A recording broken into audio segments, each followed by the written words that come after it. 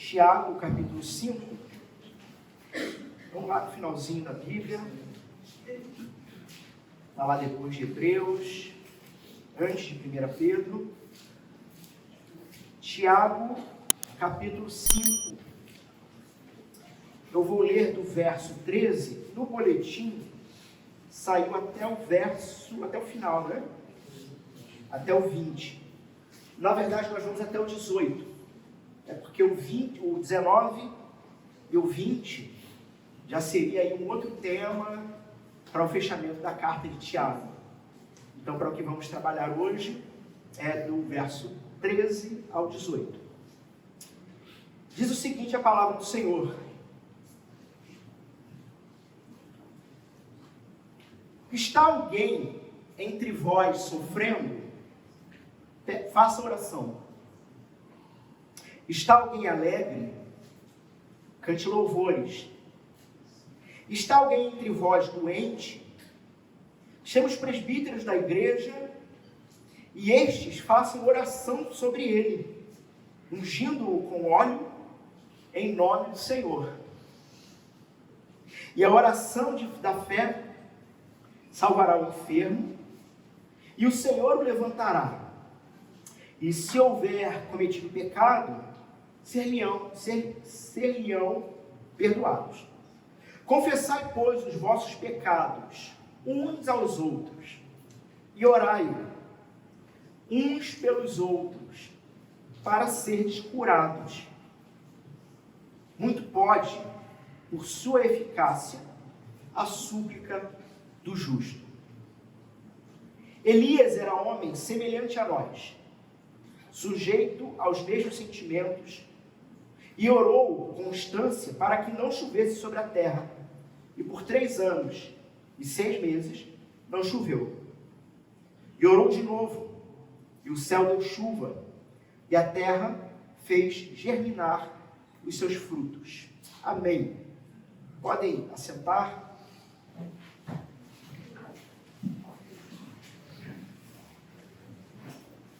Irmãos, nós estamos dando, então, continuidade, não é? A nossa série de mensagens com a temática uns aos outros. Então, o primeiro sermão foi Novo Mandamento vos dou, né, no Evangelho de João, que vos ameis uns aos outros, assim como eu vos amei. Então, esse é o mandamento de Jesus que vai, na verdade, coroar não apenas a série de mensagens, mas vai coroar tudo que possa se entender do que significa ser cristão. Um novo mandamento dentro de um novo reino, um reino que está sendo instaurado na terra, o qual é chamado de o reino de Deus. Reino esse que já é visível a partir da igreja. E um dos objetivos dessa série de mensagens é, de fato, fazer com que cada irmão desta igreja comece a desenvolver, porque veja, somos uma igreja em plantação, então muito naturalmente nós temos pessoas dos mais variados locais diferentes, né? E que agora, né, nós conversamos sobre isso, inclusive ontem, na nossa reunião de formação de liderança, agora quase 3 anos de plantação, é que os irmãos começam de fato a se conhecerem, né? Negócio diferente, né? Então, por isso nasceu essa série de mensagens, para começarmos a ter, ou a criar e consolidar esse senso de comunidade cristã, comunidade de fé, trazendo toda a importância do que significa igreja, do que significa fazer parte da igreja, da importância disso, e mais, entendendo que igreja não se trata nem de instituição e nem de prédio, mas se trata de uns aos outros, se amando a partir de Cristo, a partir do que Ele deixou, como eu fiz, de forma abnegada, não esperando nada de volta, nada em troca. E a própria comunidade cristã, então, esse é que nós estamos afirmando, que se trata do reino visível de Deus que está se espalhando pela terra. A própria comunidade cristã é a ferramenta que Jesus criou, né, a partir da sua morte e ressurreição, sendo ele o cabeça dessa igreja, mas ela, que eu estou colocando ela como uma ferramenta de preparação. Estamos aqui então na igreja e aprendendo com uns aos outros a como vamos viver para sempre, irmãos, para sempre, sem termos mais medo uns dos outros, aprendendo a servir uns aos outros, aprendendo a ser base de apoio de uns aos outros. E me parece que esse texto de hoje, de Tiago,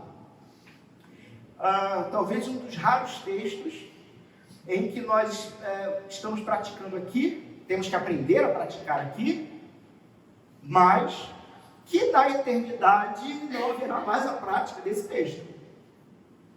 Por quê? Porque este uns aos outros, ele tem relação com tudo que nós vimos em todas as nossas liturgias, em toda a nossa liturgia de hoje, em tudo que lemos, em todos os textos bíblicos que lemos e do que cantamos também. Ou sobre o que cantamos. Tem a ver com essa plena convicção de pecado e de erro.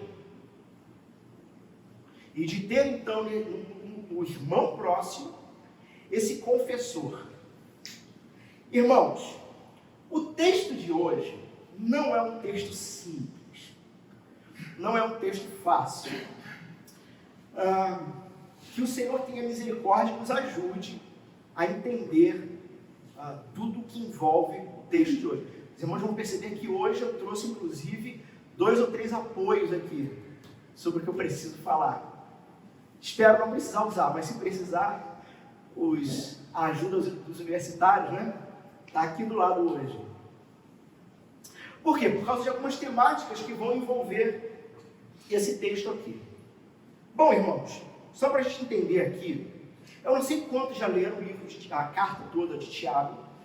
Recomendo que o faça, tá?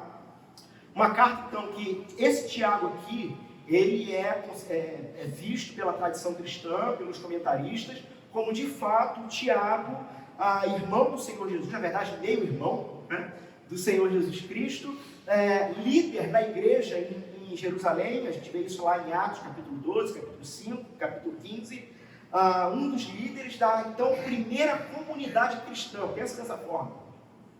Apesar da proeminência de Pedro, né, na liderança do apostolado, nós temos Tiago sendo o líder da igreja local lá em Jerusalém, uma igreja que Tiago está na frente dela. Nós vamos ver lá em Gálatas, que uma igreja que ela sobreviveu à fome, pobreza e perseguição também de outros judeus. Então, Tiago está nesse contexto, uma carta então escrita para todos os seguidores de Jesus, mas ela é uma carta que ela é diferente, por exemplo, das cartas paulinas do apóstolo Paulo. O apóstolo Paulo, ele, via de regra, trazia ou ensinava informações teológicas. Já a carta aqui de Tiago, dentre tantos objetivos, talvez uma inclinação que ele vai ter em toda a carta, é realmente como líder da igreja, líder do rebanho, dizer o seguinte: preste atenção, eu vou me meter na tua vida. Esse é o pressuposto de Tiago. Você é cristão? Você é de fato cristão? Muito bem. Eu vou me meter na sua vida e vou desafiar você a viver de um modo diferente. Então Tiago, ele é muito direto. Ele é muito direto. E a base toda dele, então, é a grande lei do Senhor: amar a Deus e amar ao próximo. Irmãos, a carta de Tiago, ela é uma junção, tá? Ela praticamente é uma junção entre os ensinos de Jesus do Sermão do Monte, tá bom? Principalmente nas bem-aventuranças, e uma junção de provérbios.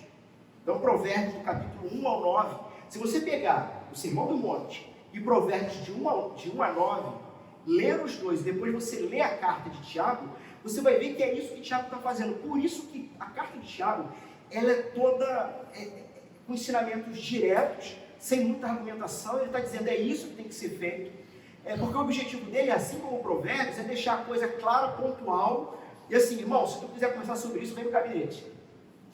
Né? Mas essa é a verdade, é a partir disso que você tem que viver.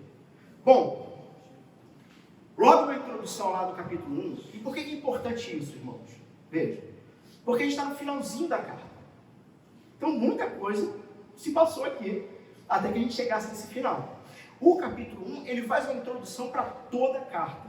O capítulo 1, ele faz, na verdade, um resumão de tudo que ele vai destrinchar depois ao longo da carta.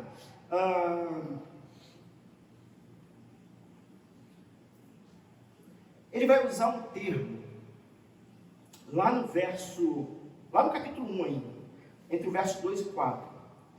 A ideia que ele vai usar é que Deus está trabalhando nos cristãos. Deus está trabalhando no seu povo. As provações e as dificuldades da vida pode parecer paradoxal com a seguinte verdade: que Deus também trabalha enviando provações e dificuldades para moldar o caráter cristão. Então, sabe aquela história de que ser crente é ser feliz? Não é uma verdade. Não no sentido mundano, talvez, de se pensar, de que não teremos problemas. Né?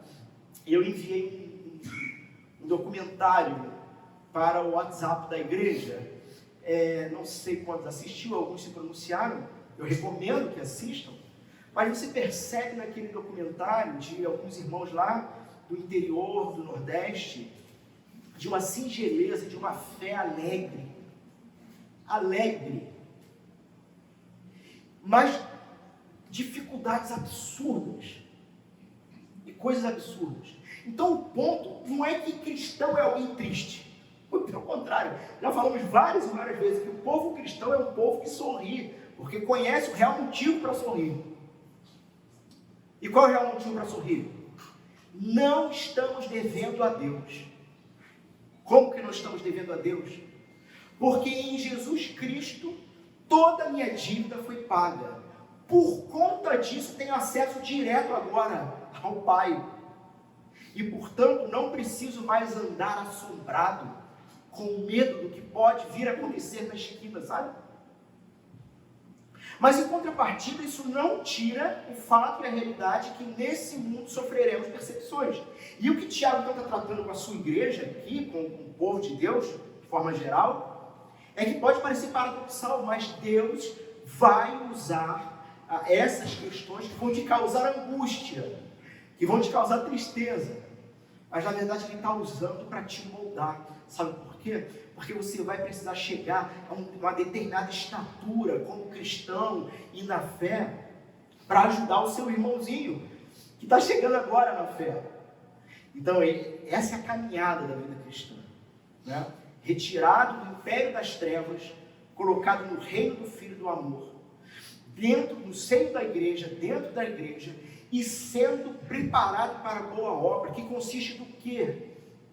Adorar o Senhor e ir atrás dos irmãos que estão perdidos por aí, que nem sabem que são seus irmãos ainda. E uma vez que eles descobrem que são seus irmãos pelo Evangelho, precisam agora ser curados e tratados. E você, igreja, precisa estar capacitada para isso. Quem o Senhor envia para a capacitação de vocês? Os pastores, os oficiais da igreja.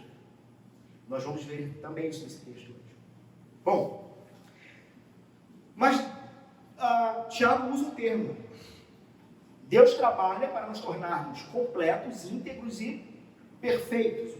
Um termo que ele vai usar mais 7 vezes. 7 vezes. Parece então que Tiago tem uma coisa em mente. Ele parte de um pressuposto. Qual é o pressuposto? Sim, somos igreja do Senhor. Mas mesmo sendo igreja do Senhor, estamos nesse processo de reconstrução. Estamos nesse processo de rearrumar a própria vida. E nesse processo de rearrumar a própria vida, muitos de nós se encontram completamente quebrados, desmontados.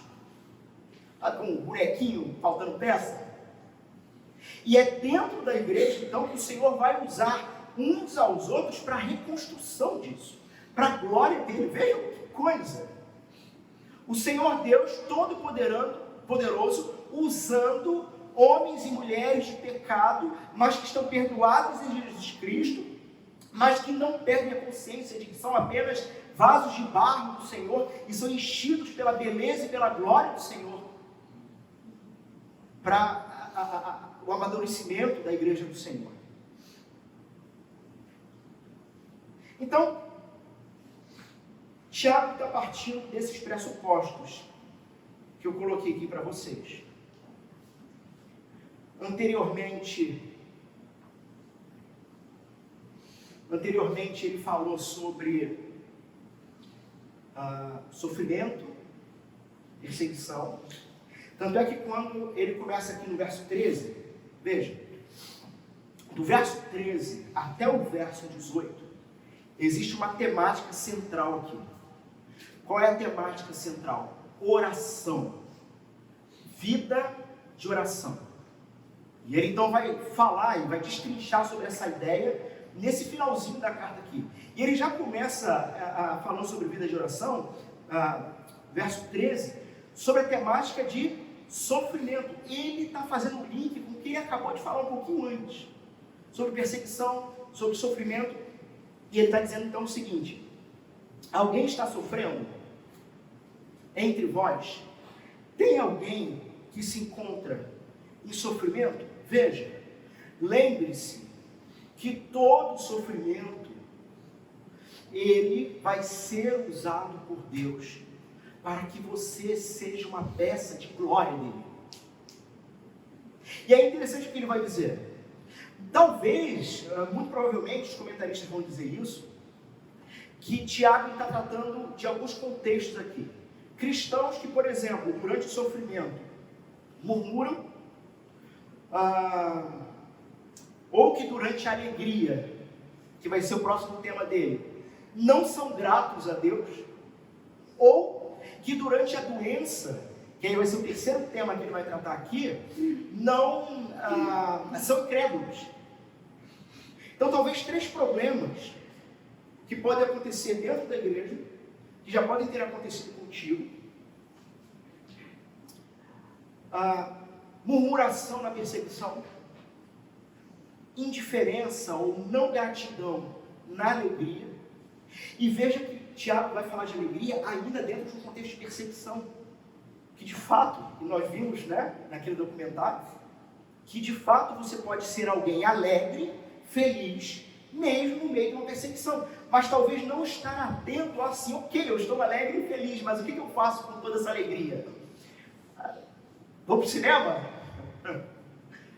Vou chamar os amigos para comer uma pizza? Nada, problema nenhum com isso. Não é essa a questão. E o terceiro possível problema: durante enfermidades, falta de confiança no Senhor. Então você é alguém que está sofrendo, ore, faça oração. Quem sabe,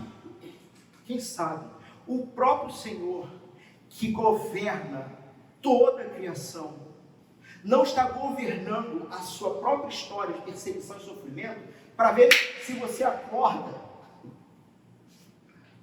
sabe? Se você de fato se volta para Ele. E é um negócio, irmãos,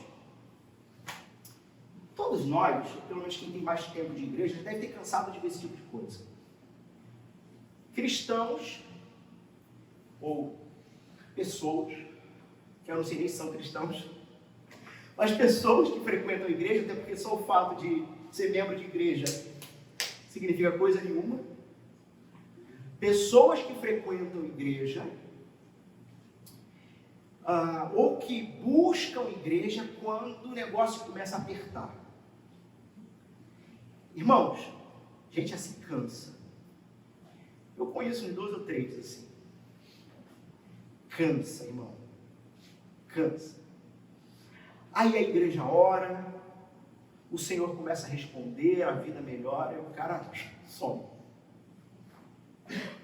Parece que está esperando o próximo problema. Tiago está dizendo aqui o seguinte: diante então desse sofrimento, busque o silêncio, busque a solitude, busque o Senhor pela palavra dele. Sabe? Se é para abrir a boca, que não seja em murmuração, que não seja em desconfiança do próprio Senhor, mas ore. Na sequência, é interessante que ele está no mesmo contexto de oração. Tiago diz o seguinte: você está alegre? Alguém está alegre? E é muito interessante que lá no texto grego, esse alegre aqui, ele não é uma simples alegria, mas é um tipo de alegria quase que não explicada humanamente. Na verdade, é uma plena alegria no Senhor. Você está alegre? Cante. Cante.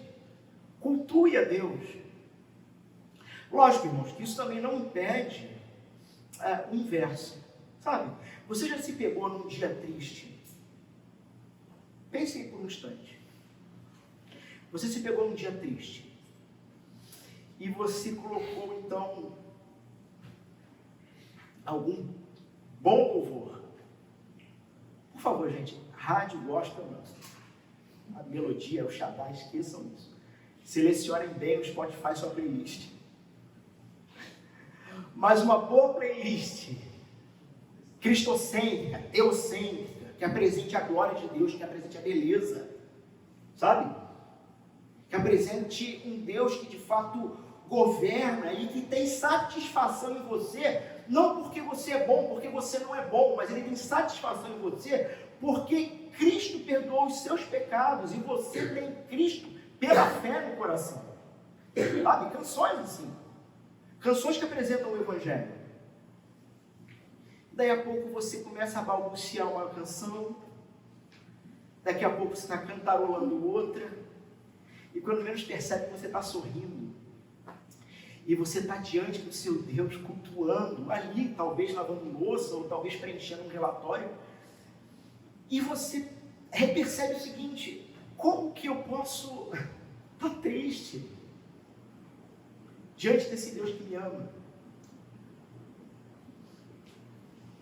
Ore ao Senhor, cante ao Senhor, cante louvores ao Senhor. E aí no verso 14 começa nosso problema de verdade. Porque o verso 13, está claro, não há dúvidas sobre isso. No verso 14 é que talvez comecem as grandes dificuldades, principalmente talvez para os ultra-ortodoxos, que acham que Deus não age mais nesse tempo, ou coisa parecida. Bom, Tiago vai dizer o seguinte: está alguém entre vós doente? Chame os presbíteros da igreja. E estes façam oração sobre ele. Até aqui por enquanto. Irmãos, é muito interessante saber o que Tiago está dizendo aqui. Talvez alguns possam pegar esse texto e entender o seguinte: então, pastor, eu não vou mais tomar remédio, né? E na verdade, toda doença é uma doença maligna, satânica, ou coisa parecida. Então, Tiago está agora falando com os enfermos. Está falando com os enfermos. E talvez alguém pode pegar os versos 14 ao 16 e trazer essa ideia. Irmãos, o Novo Testamento, o próprio Antigo também, mas o Novo Testamento, em vários momentos, ele também vai trabalhar a ideia de que algumas doenças, de fato, têm relação com algo maligno ou pecaminoso. No entanto, muitas outras doenças não têm relação alguma com isso. O ponto aqui que Tiago está dizendo, e o que o texto vai querer trazer para a gente, é essa ideia de confiança no Senhor. A questão é, você de fato, quando seu filho, seu sobrinho, alguém, estava adoentado em casa, você de fato orou por ele? Tendo a firme convicção de que o Senhor pode restaurar? Porque esse, então, é o ponto de Tiago. E não é uma questão de não usar remédio. Vamos ver aqui o que ele quer dizer com essa questão de óleo. Mas ele está primeiro dizendo o seguinte: alguém está doente, mande chamar os anciãos, os presbíteros. Então, Tiago está dizendo assim, o que vai acontecer se alguém estiver doente, é um tipo de doença que o sujeito não tem nem condição de ir na igreja. Entende? Esse texto, e toda a sequência desse texto, não nos dá, biblicamente, nenhuma possibilidade de fazermos aqui uma espécie de uma fila.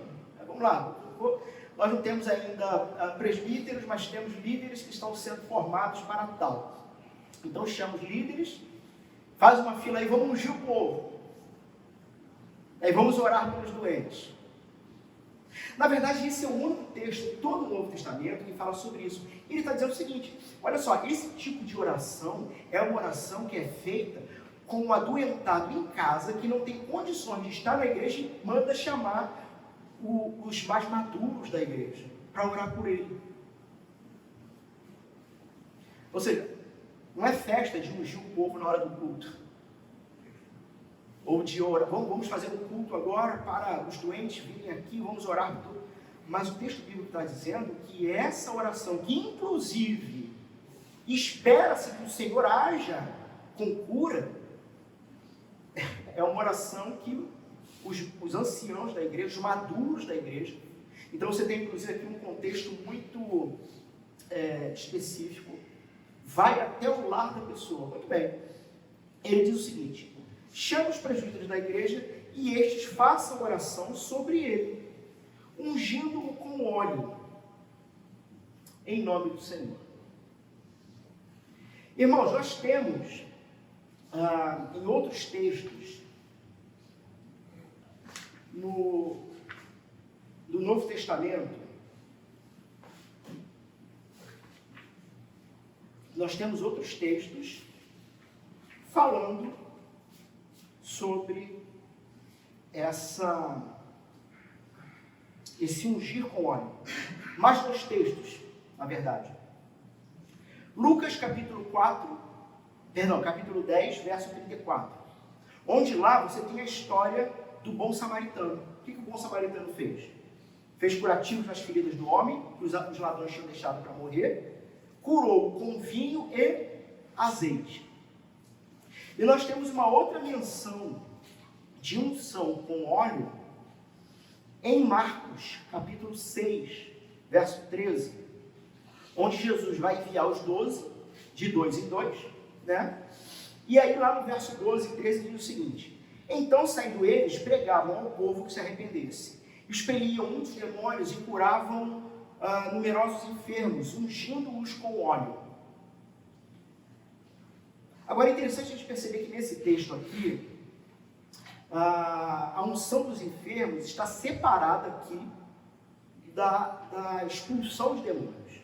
Por quê? Porque Jesus está fazendo lá em Marcos uma clara diferença entre uma doença causada por questões naturais e outras questões de origem satânica. Então nós temos esses dois momentos aqui. Irmãos, esse texto, deixa eu ler ele até o verso 15. Ungindo-o com óleo em nome do Senhor, e a oração de fé salvará o enfermo, e o Senhor o levantará, e se houver cometido pecados, seriam perdoados. Irmãos, esse texto aqui, na verdade, é um dos textos básicos para duas heresias da Igreja Católica Romana. Primeiro, vamos usar esse texto aqui para a extrema unção. para a extrema-unção. Uma prática que dentro do catolicismo romano vai ser instituída somente no 13º século. 13º século.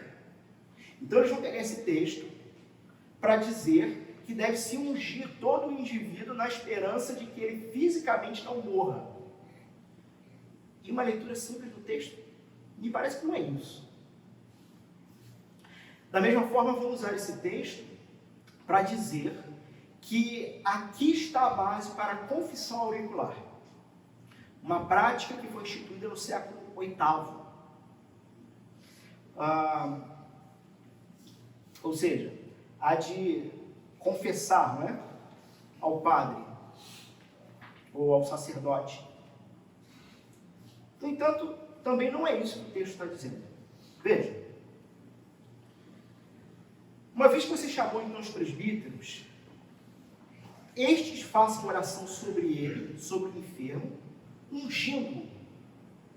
Bom, no Antigo Testamento, você tem a ideia de unção muito mais como um cuidado de Deus, mesmo diante da aflição. Ou seja, há duas possibilidades para esse texto, e essas duas possibilidades se completam. Bom, deixa eu falar sobre uma possibilidade que é mais fácil. A ideia do azeite, esse azeite de oliva, que era o mais popular, utilizado, que esse óleo, ele realmente tinha propriedades de cura. Então, é uma possibilidade que se usava esse óleo, porque esperava-se que ele fosse medicinal. Mas, em contrapartida, no Antigo Testamento, esse óleo, ele também tinha uma ideia de símbolo. Qual era o símbolo? Olha só, vocês são povo de Deus, tá? Vocês são perseguidos por vários outros povos, são levados cativos, voltam, apanham, são escravos e coisa e tal. Mas Deus é soberano e poderoso. Ele não perdeu o controle de tudo. E aí você vai ter em vários momentos essa unção com óleo no Antigo Testamento como um símbolo de que Deus continua cuidando. Então Tiago aqui, ele não está instituindo uma regra para a igreja, até porque Jesus Cristo não instituiu isso, e não faria o menor sentido a ideia da extrema-unção, não faria o menor sentido criar-se uma nova doutrina institucional obrigatória na igreja, através de um único verso, de uma carta de Tiago, algo que nem Jesus determinou. Mas o ponto então é esse. Tiago está dizendo o seguinte: essa prática que nós judeus, e ele está em Jerusalém escrevendo para os judeus, essa prática que nós judeus já temos e entendemos desde muito tempo, que o Senhor cuida da gente, que o Senhor tem os seus ungidos, que o óleo, ele tem esse símbolo da presença de Deus e do cuidado, da proteção de Deus. Então, ele está dizendo aos irmãos lá: peguem, vão na casa, tendo plena confiança que o Senhor cura. Lembrando, inclusive, o seguinte, que o ponto aqui não é o óleo. No texto de vocês, a oração é em nome de quem? Em nome do Senhor. É o Senhor quem cura. É o Senhor quem cura. Bom, e aí no verso 15, o verso 15 parece que Tiago vai complicar ainda mais um pouco a nossa vida. Porque ele diz o seguinte: e a oração da fé salvará o enfermo. Irmãos, a palavra aqui para doença ou enfermidade, ela é a mesma palavra que o apóstolo Paulo, por exemplo, fala do espinho na carne. Ele vai chamar de espinho na carne. Lembra-se disso? Ele vai dizer que ele tem uma determinada enfermidade, que ele ora 3 vezes ao Senhor, mas o Senhor não vai curar. Não vai resolver. Muito pelo contrário. O Senhor diz o que para ele? A minha graça te basta, o meu poder se aperfeiçoa na fraqueza. Ou seja, todas as orações com óleo irão curar Usando ou não usando óleo, tá? Falei do óleo por causa do texto. Não. Porque o Senhor faz a quem quer, e como Ele quer, e da forma que Ele quer. O grande ponto é que o milagre não se encontra mais no nosso poder, sabe? Como era com os apóstolos. É neste sentido que os nós, reformados, afirmamos, falando em sua grande maioria, um termo chamado cessacionismo. Um termo complicadinho pra caramba. Mas que basicamente eu acho que resolve o problema explicar assim. Não cremos que absolutamente ninguém detém o poder e a autoridade de Deus para curar alguém, como os apóstolos e os profetas tinham. Mas cremos que devemos orar por restauração e cura, porque o Senhor irá usar a oração do justo. Ponto. Está definida aqui a doutrina para vocês, do que o texto, ou como o texto trata desse tema. Veja. Então, ele está dizendo aqui, a oração salvará o enfermo. Irmãos, salvará o enfermo aqui não é uma salvação espiritual. Aqui está se falando de restaurar. Aqui está se falando de tornar ele são, seguro ainda.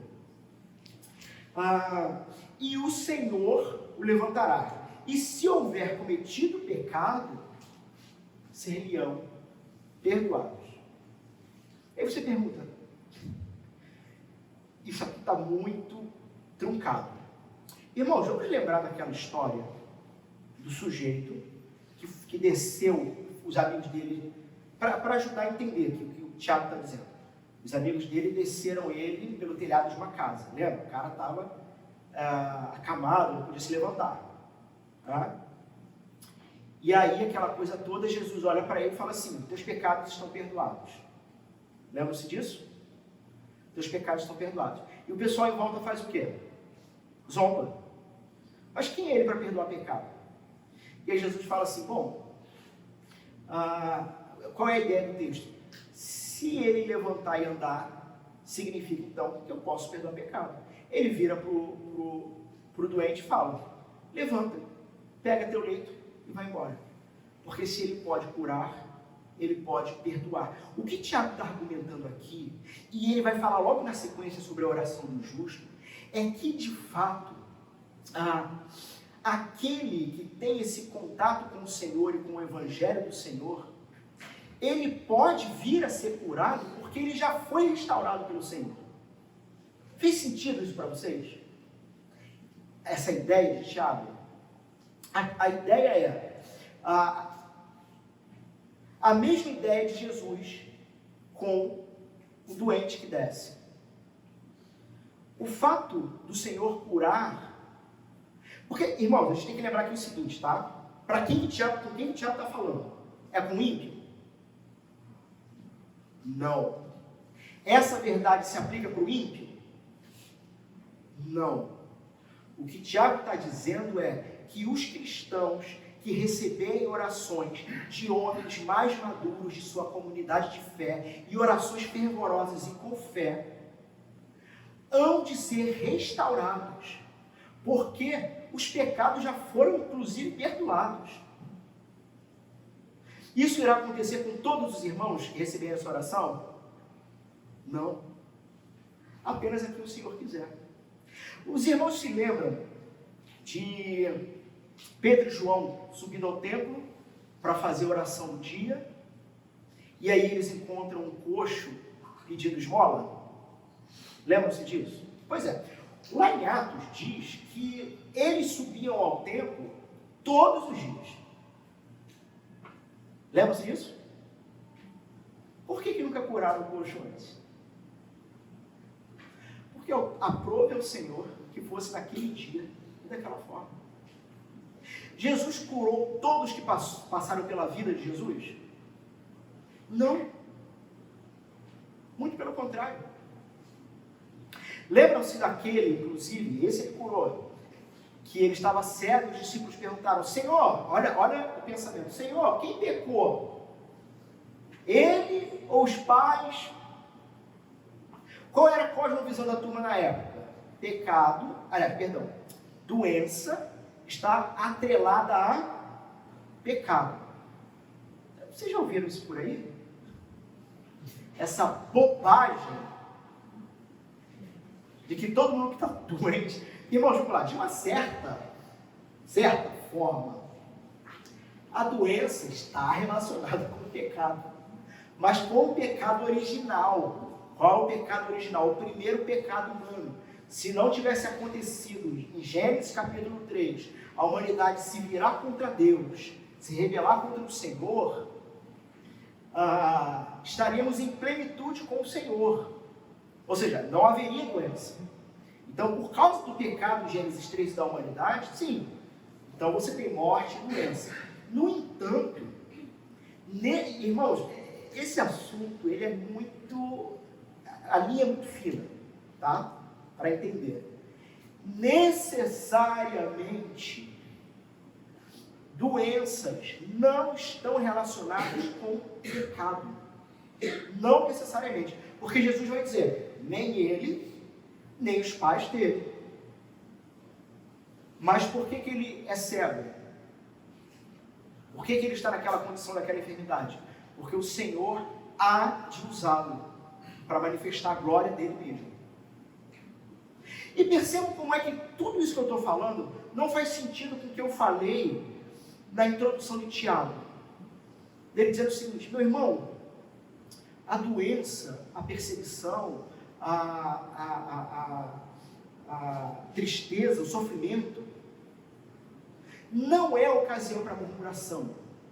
Porque pode ser, e provavelmente é, o Senhor usando aquilo ali, para o nome dele ser glorificado na sua vida. Portanto, ore.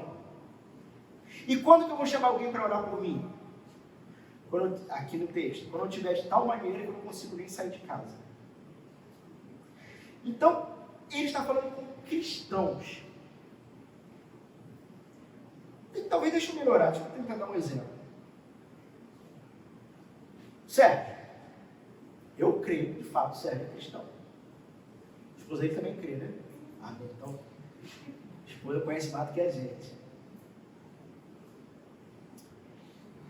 Se fosse ele nessa situação, nessa ocasião, o fato do Senhor responder a oração para levantá-lo de uma doença, na verdade, o que o Senhor fez foi o mais fácil. Entende?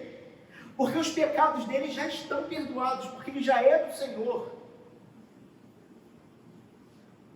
O mais difícil foi o Senhor ter realmente levado o filho dele para ser morto na cruz. Isso é o que é difícil. E foi isso que perdoou os pecados do Sérgio e dos cristãos. Clareou melhor o ponto? Ajudou? Vamos ver então, vamos em frente. E aí ele entra no verso 16, que é o verso da série de mensagens. Né?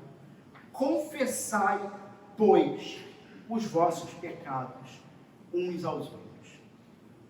Eu tinha dito, né, que esse texto aqui, junto com João Batista, que batizava para arrependimento no deserto, é o texto que a igreja romana utiliza para afirmar a confissão de pecados aos sacerdotes. Né?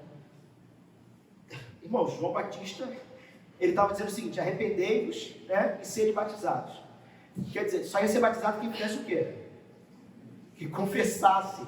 Então assim, é óbvio que o cara tinha que confessar publicamente, e não num lugar secreto, mas publicamente ali, a João Batista e a todos que estavam em volta, e o sujeito era batizado.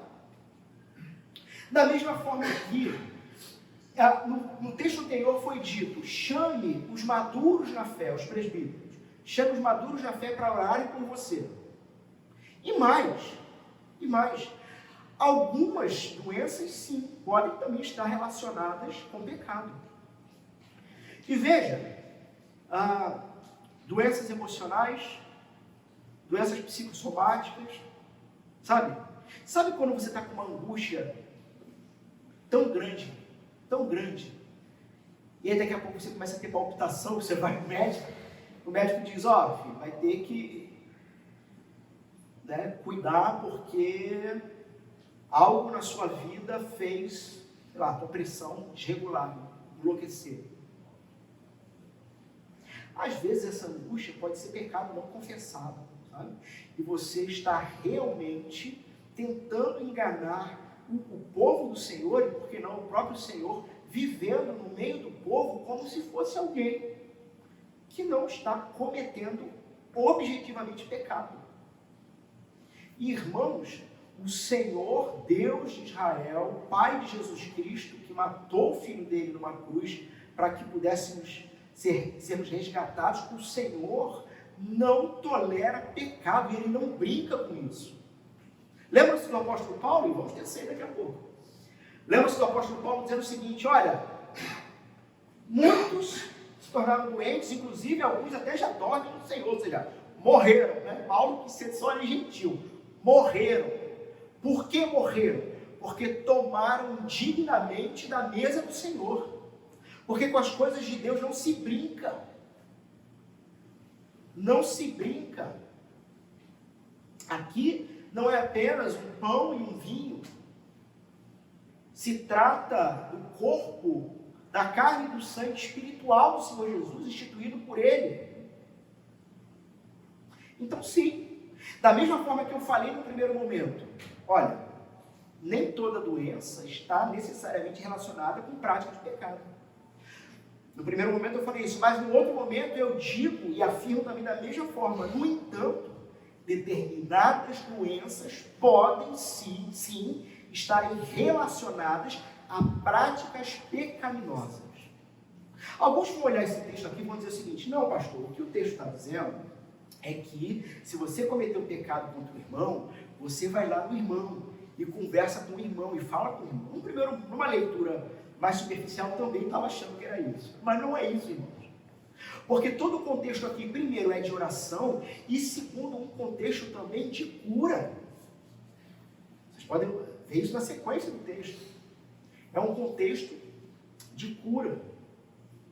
Irmãos, me parece que o grande problema é que nós, cristãos do século XXI, principalmente de linha mais tradicional cristã, perdemos determinadas expectativas da transcendência de Deus, sabe? Perdemos certas expectativas do poder de Deus, do fato que as coisas do Senhor são santas de fato, do fato de que devemos caminhar sempre numa expectativa da glória de Deus, da beleza de Deus. E que em havendo pecado, e lemos sobre isso na liturgia toda hoje, em havendo pecado, tem que ser arrependido e confessado. Agora, pastor, então eu tenho que ter um sacerdote para confessar e coisa e tal? Não é isso que o texto está dizendo. O texto está falando sobre confissão uns pelos outros e oração uns pelos outros. Na Igreja Católica Romana, dentro do confessionário, apenas o padre ouve a determinada confissão e apenas ele faz a sua oração e aplica a penitência, que inclusive uma heresia absurda diante do próprio Evangelho, e aplica a penitência ao réu. Enquanto que o texto está dizendo o seguinte, que a oração é mútua. Trata-se de um momento mútuo. Então ele diz o seguinte, confessai, pois, os vossos pecados uns aos outros, e orai uns pelos outros para serdes curados. Novamente, qual é o contexto? De que determinadas doenças podem sim ser fruto de pecado. Muito pode, por sua eficácia, a súplica do justo. E na sequência ele vai, eu não vou expor com detalhes o verso 17 e 18, mas nós já conhecemos a história, né, de Elias. Na sequência, assim como anteriormente, ele puxou Jó para ser um exemplo de alguém que sofre, agora ele vai puxar Elias para dizer para a gente, olha só, Elias era homem como qualquer um de nós, mas o ponto é que a relação dele com Deus era de uma honestidade, integridade tão grande, que ele chegou ao ponto de ter determinadas orações espetaculares sendo atendidas. Por que nós não temos essas orações sendo atendidas? Talvez porque, de fato, nós perdemos essa expectativa de que o Senhor quer nos usar em oração. Sabe aquele negócio? A pessoa vem falar alguma coisa contigo, você fala, vem pedir uma ajuda, contar alguma questão, você fala assim, olha, irmão, eu não tenho como ajudar, mas eu vou pelo menos orar. Sabe como se orar? Assim, irmão, eu não posso fazer nada por você, mas eu vou te dar aqui uma migalhinha, eu vou orar por você.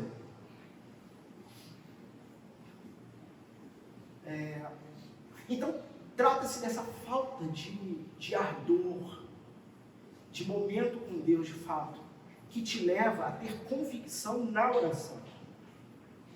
E ele apresenta então Elias, né, como esse exemplo de homem de oração. Irmãos, vamos fazer algumas aplicações agora que entendemos o texto, tá? Agora que sabemos do que o texto está falando, vamos caminhar para algumas aplicações. Primeiro,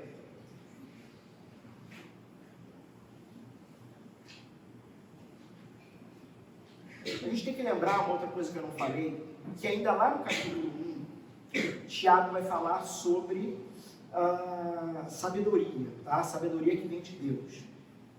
Deus ele está restaurando o seu povo, que estava fraturado, para tornar um povo íntegro, mas que isso começa com sabedoria, com a capacidade de ver as minhas dificuldades através das perspectivas de Deus, do reino, tá bom? Então a ideia, irmãos, o que o Tiago está trazendo aqui, e agora nas aplicações, eu vou focar mais nesse verso 16. Esse confessar uns aos outros, irmãos, começa com uma tensão pessoal. Por quê? Porque todos nós somos orgulhosos. Somos muito orgulhosos. E nós realmente não queremos ou não confiamos o suficiente nos nossos irmãos da nossa própria comunidade de fé. Irmãos, há um pressuposto aqui de Tiago. Qual é o pressuposto? De que na sua comunidade de fé, na sua igreja, existem homens justos. Existem homens que andam com Deus. Talvez a grande pergunta que a gente tem que fazer nessa noite é o quanto você está próximo dessa realidade, ou no mínimo, almeja essa realidade, de ser alguém que é visto pelo outro irmão na sua igreja como um homem, segundo o padrão bíblico, justo. Não porque você é justo, mas um homem de Deus, de fato justificado pelo Senhor, e que pode ter nos seus lábios o que Paulo disse: sede os meus imitadores, porque, olhem, estou imitando o Cristo, inclusive no sofrimento, sabe? Então, apesar do pressuposto que somos de fato orgulhosos, irmãos, se relacionar com homens e mulheres numa igreja que se apresentam como pessoas de Deus, é o primeiro pressuposto de Tiago, e que tem que nos fazer prestarmos atenção, primeiro, ao nosso redor, uns aos outros, tá? Tirar os olhos de nós próprios primeiro, ao nosso redor. Onde estão os homens e as mulheres os quais eu posso confiar e me aproximar? Sim, o texto aqui em questão, ele está falando sobre uma confissão a um irmão num contexto de enfermidade. Mas não invalida o fato de que nós temos essa liberdade uns com os outros para confessar determinado pecado ou tentação que estamos tendo talvez dificuldade de ser vencida. E esse irmão contigo em oração e caminhando junto, te ajudar a crescer na fé. Logo, o primeiro pressuposto é honestamente abandonar esse orgulho pessoal. Irmãos, não é fácil. Alguém pode estar dizendo assim, o pastor não falou esse negócio como se fosse a coisa mais simples do mundo. Não é, irmãos, eu sou tão problemático como qualquer um de vocês aqui. Não é. Mas nós estamos numa construção. Numa construção.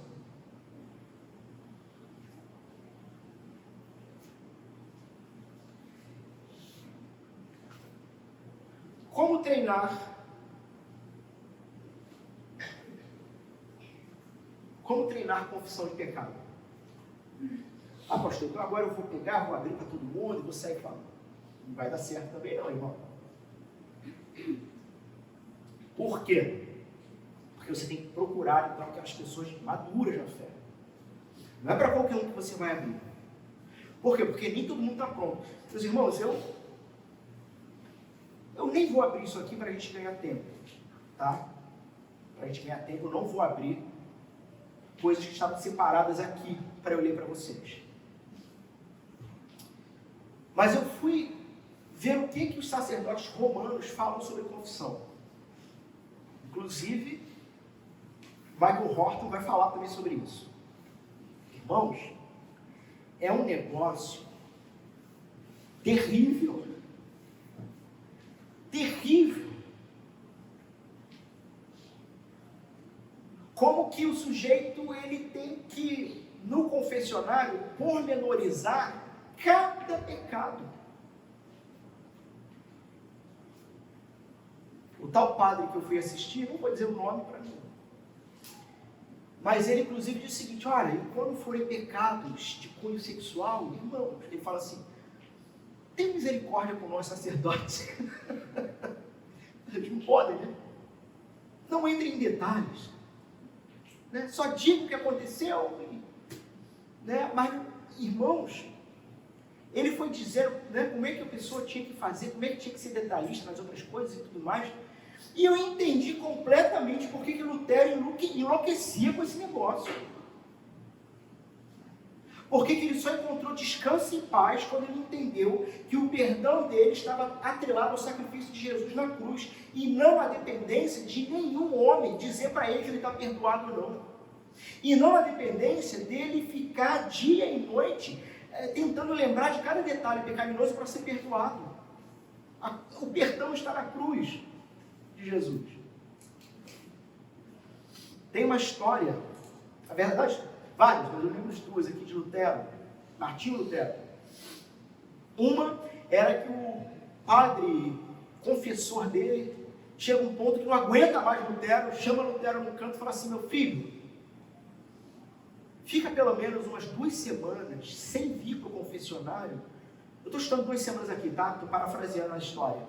Fica pelo menos um tempo sem aparecer para ver se você tem alguma coisa para confessar mesmo.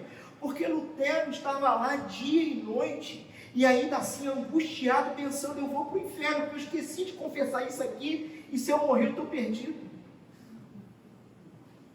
Em contrapartida, quando ele descobre que o justo viverá pela fé, que a salvação está no Senhor Jesus Cristo, no que Ele fez. Tem uma outra história. Lutero, ele era, apesar de doutor e grande intelectual, ele tinha uma veia também muito mística, tá? Diz seus biógrafos que ele tinha vários embates com o próprio Satanás. Ele discutia com o diabo. E numa dessas, o diabo se apresentou a ele com as acusações. Você fez isso. Ao que Lutero responde para ele: de fato, eu fiz isso, mas você esqueceu de botar uma coisa escrita aí embaixo, que o sangue de Jesus me lavou de todos os meus pecados. Isso é ser cristão. É não ter mais medo de acusação e, consequentemente, a ideia é que isso vai amadurecendo de tal forma que você cria um relacionamento de irmandade na igreja, que nós conhecemos as nossas fraquezas, oramos uns pelos outros, somos perdoados. Irmãos, isso é o reino de Deus. É o céu ramificando na terra. A própria palavra, o próprio termo, confissão, esqueci de falar desse termo. Os irmãos perceberam que eu joguei meus bolsos para o lixo, né? Já há um bom tempo. Na verdade, eu só li a introdução do bolso. O próprio termo, confissão, ele no grego, ele tem uma ideia de homologação. Poderia ser isso também. Qual é a ideia? É concordância. Quem confessa é alguém que olha para o Criador da Santa Lei, ouve dele dizendo: você pecou. E o penitente concorda. Isso é confessar, irmãos. Confessar pecados é realmente concordar com Deus, dizendo: eu pequei. Mas a diferença é que no reino de Deus algumas coisas são um pouco invertidas, né? Enquanto no reino dos homens o confessor,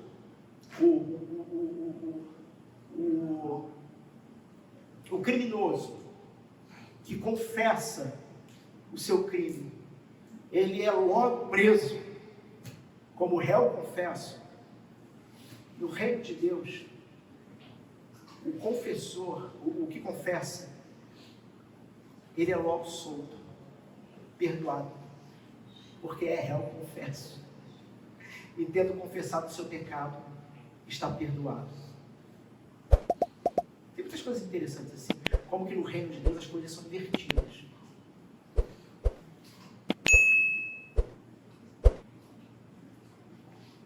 No Evangelho, então, arrependimento tem relação, ou tem essa relação, com confissão e com satisfação. Irmãos, coloquem uma coisa em suas mentes. Deus fica satisfeito quando você confessa o seu pecado. Você não está agredindo Deus, muito pelo contrário. Você quer ver Deus ficar irado, chateado com esse termo? É quando você peca e foge dele, como Adão e Eva fizeram em Gênesis 3. Em contrapartida, o que Jesus fez na cruz possibilitou que, ao invés de fugirmos dele, nos aproximemos dele, de fato dizendo: eu pequei. E aí ele olha para você, e quando passa por sua mente ele aplicar uma punição, naquele instante, o Filho dele se coloca entre você e o seu justo juiz. E ele diz: mas a minha obra justifica o pecado dele. E aí o juiz diz: então você está perdoado.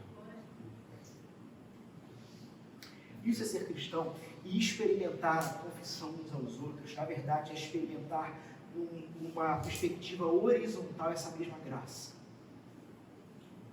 É não ter medo de expor fraqueza. É ter alguém para caminhar com você a sua segunda légua. Por fim, meus irmãos,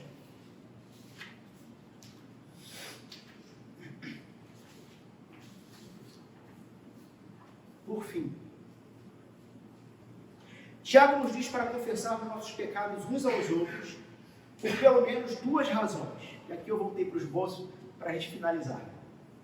Por pelo menos duas razões. Primeiro, como já dissemos aqui, é a prática da vulnerabilidade.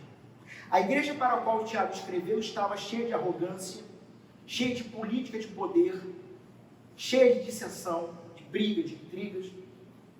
E para combater essas forças, o apóstolo aqui exorta a vulnerabilidade. Porque o poder do Senhor se aperfeiçoa na sua fraqueza. Provérbios afirma: a resposta bondosa acalma a ira. Provérbios 15. E o nosso autor, então, Tiago, nos oferece conselhos semelhantes. A prática da vulnerabilidade e da confissão esfriará ânimos. Sabe, no meio da igreja? Você quer ver pessoas mais amáveis, mais doces, mais gentis? São pessoas que não têm problema de confessar pecados. Porque assim, estou justificado no Senhor. O que você pode fazer comigo? Absolutamente nada. Tiago está defendendo o modelo de Jesus, de se tornar um servo e ser vulnerável frente a outras pessoas. Da mesma forma, a confissão das faltas cometidas contra os irmãos e irmãs, então, é um caminho seguro que leva, e aqui, a cura interpessoal. Ou seja, talvez não apenas curas físicas, mas curas dentro da igreja. Segundo, caminho para fechar com uma ilustração. Um autor chamado Richard Foster, ele observa que tanto Moisés quanto Daniel, embora inocentes, se identificaram com o pecado do seu povo. No Monte Sinai, Moisés pediu a Deus que perdoasse seu povo em relação ao bezerro de ouro. E se não quisesse fazê-lo, ele ofereceu sua própria vida em troca. Moisés fez isso. Aos irmãos que estávamos ontem na reunião de formação, eu usei um termo, que eu preciso de um cordeiro. É isso. É isso. É alguém que diz assim: Senhor, faça por ele. Se o Senhor não for poupá-lo, então que ele viva e eu morra. Daniel orou: pecamos e fizemos o mal, e a gente não deu atenção. Senhor nosso Deus, nós não obedecemos. Daniel 9. A essa lista podemos acrescentar Elias e, claro, Jesus, que se identificou com a gente até a morte. Tiago chama-nos a deixar de lado preocupações pessoais vãs e a assumir voluntariamente uma responsabilidade que tecnicamente não é nossa. Desta forma, estaremos construindo, nos tornando uma verdadeira comunidade de fiéis, de homens e mulheres que tanto se identificam uns com os outros, que se compadecem, têm misericórdia uns pelos outros, que oram uns pelos outros, que ouvem pecados uns dos outros e que aplicam uma prática que João Calvino vai falar aqui nas suas institutas. Eu não vou ler, posso dar a referência depois para vocês, mas é uma prática que nós adotamos aqui nesta igreja, que é a declaração pública de que seus pecados estão perdoados em nome do Senhor Jesus, havendo você confessado.